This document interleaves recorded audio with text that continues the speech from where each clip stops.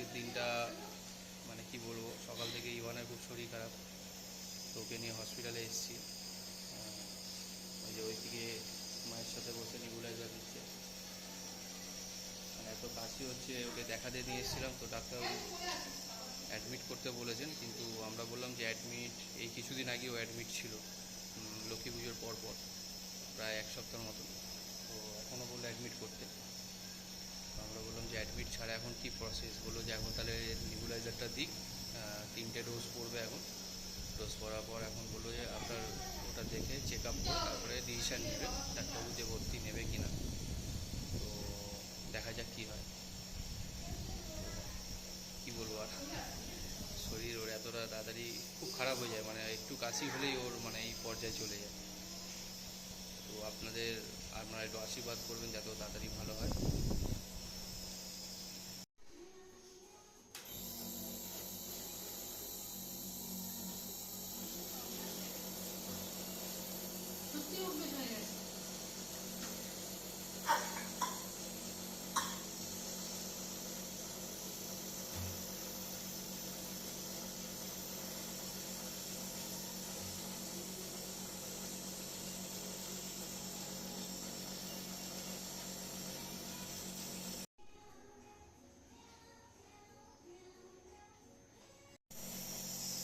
দেখুন ইমরানবাবুকে, ওর মানে হ্যাবিট হয়ে গেছে এগুলো নিতে নিতে।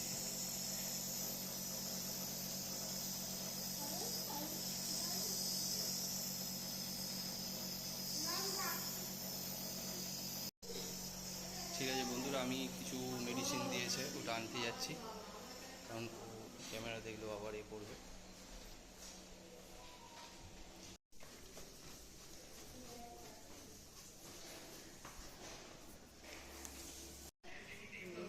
বন্ধুরা, নেবুলাইজেশনের জন্য এখানে কিছু টাকা দিতে হলো, আর এখানে মেডিসিনটার জন্য আমি চলে এসেছি। মেডিসিন মানে একটা মাস্ক লাগবে, আর ওই যে স্পুলগুলো লাগে আর কি নেবুলাইজেশনের জন্য, সেইটা লাগবে।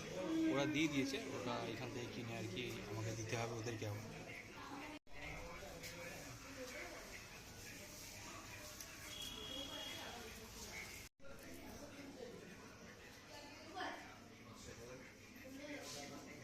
$322 দিচ্ছে। বাচ্চাদের হসপিটালটা বাড়ি থেকে অনেকটা দূরে, কিন্তু ভালো পরিষেবা, খুব ভালো। আর এখানে পরিষ্কার পরিচ্ছন্ন, বাচ্চাদের জন্য একটু পরিষ্কার পরিচ্ছন্ন না হলে অসুবিধা হয়ে যায়। আর এখানে ভেতরেই মেডিসিন শপ আছে, তো এখান থেকেও মেডিসিন আমরা মানে এখান থেকে বেশিরভাগ পারচেস করি, কারণ বাইরে কোথায় পাবো কি পাবো না। মেডিসিনটা নিয়ে নিয়েছি মেডিসিন শপ থেকে, পড়ে যাচ্ছি ইভানের কাছে।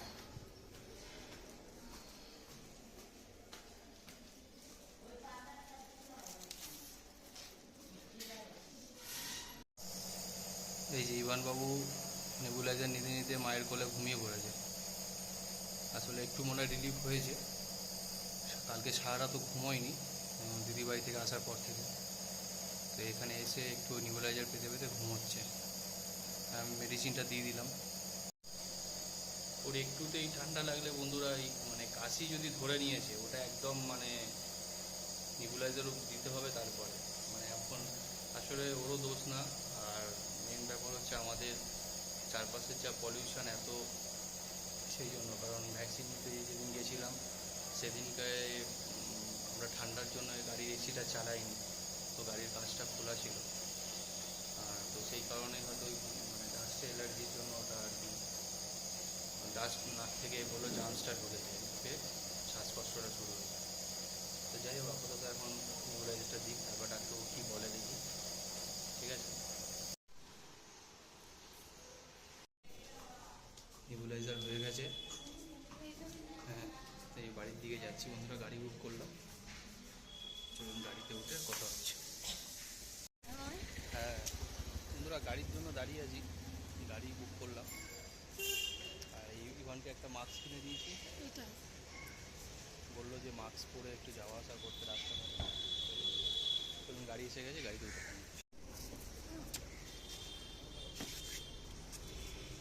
নাও।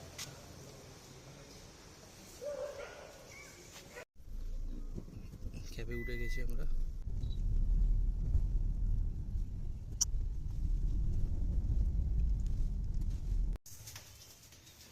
বাড়ি ফিরছি ইভানকে নিয়ে। বন্ধুরা বাড়ি চলে এসেছি। এসে এই ইভানের তো একটু শরীরটা খারাপ, সকালে বললাম হসপিটাল নিয়ে যাওয়া গিয়েছিলাম। তো বাড়ি এসে স্নান টান করিয়ে লাঞ্চ হয়ে গেছে, লাঞ্চ করে এবার একটু ঘুম পাড়াবো। এই যে বাবা ওটো, এই যে বদমাশি করছে, দেখেছেন বদমাশি করছে। উঠো পাপা উঠো, ঘুম পাচ্ছে তো।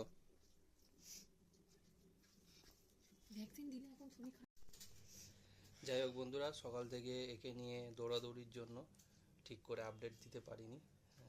তো এই যে দিদিভাই একটু চিন্তাতেই আছে। ওর শরীর খারাপ হলে ওর কি করবে না করে বুঝে উঠতে পারে না। তো এই কারণে যেহেতু আজকে বাড়িতে আছি, আমার ওপরও চাপটা যাচ্ছে।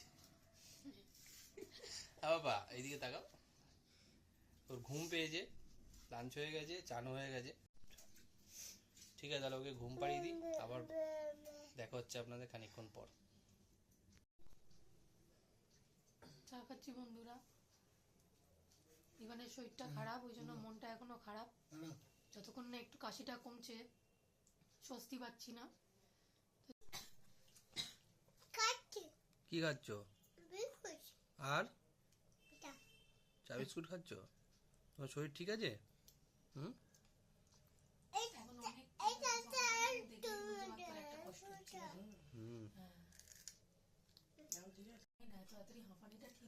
চা খাচ্ছে বন্ধুরা। ওর সকালের থেকে এখন একটু শরীরটা ঠিক আছে, নেবুলাইজারটা নেওয়ার পর কাশিটা একদমই নেই। আর সর্দিটা আছে বলো এখন? চোখে লাগবে। ঘরে কিছু রান্না হবে না, কারণ ইভানের শরীরটা খারাপ ছিল বলে দিদিভাই এই ব্যস্ত হয়ে গেছিল। তো ওই জন্য বাইরে থেকেই কিনে আনবো। আর এখন সকালের থেকে এখন ঠিক আছে। সকালে যেরকম খুব কাশি হচ্ছিল নেবুলাইজারটা নেওয়ার পর, এখন ঠিক আছে। দেখুন না অবস্থা। আমার এখন কিছু বলতে ইচ্ছা করছে না যতক্ষণ না ছেলেটা সুস্থ হচ্ছে। সুস্থই আছে। আপনারা শুধু প্রার্থনা করবেন আমার ছেলে যেন সুস্থ থাকে, ভালো থাকে। এই ভালো হতো, কিন্তু একদম রান্না করতে ইচ্ছা করছে না, ছেলেটার জন্য একটু টেনশন হচ্ছে এখনো। তো যাই হোক, একটু ঠিক আছে সকালের থেকে। তাই জন্য ওদেরকে বললাম কিছু কিনে নিয়ে চলে আসো, ওরা যাচ্ছে কিছু কিনে নিয়ে চলে আসবে। নাহলে কিছু রান্না করতাম, হয়তো পিজা করার প্ল্যান ছিল। ঠিক আছে বন্ধুরা, ইভান বাইরে যাওয়ার জন্য অনেক বায়না করছে, খাবারটা কিনতে যাচ্ছি। তো এমনিতেই ঠান্ডা বুঝতেই পারছেন, তার মধ্যে বায়না করে যাচ্ছে। তো ওকে যাই হোক করে একটু টিভি চালিয়ে দিয়েছি, টিভিটা দেখাই না যদিও, তাও মাঝে মাঝে। চলুন তাহলে তাড়াতাড়ি খাবারটা নিয়ে চলে আসি, কারণ বাইরে ভালো ঠান্ডা পড়েছে। ফ্রেন্ডস, আলটিমেট খাবার নেওয়া হয়ে গেছে। অনেক জায়গায় ঘুরতে হলো, কারণ যেহেতু আজকে সানডে, কোনো জায়গায় খাবার মানে পেয়েছি প্রচণ্ড ভিড়। তো ওই জন্য অন্য জায়গায় ঘুরে তো যেখানে পেলাম ওখানেই এলাম। পেলাম ওখান থেকে খাবারটা নিয়ে যাচ্ছি বাড়ির থেকে। বাড়িতে গিয়ে দেখাচ্ছি কী কী কিনেছি। চলুন তাহলে বাড়িতে গিয়ে দেখা হচ্ছে।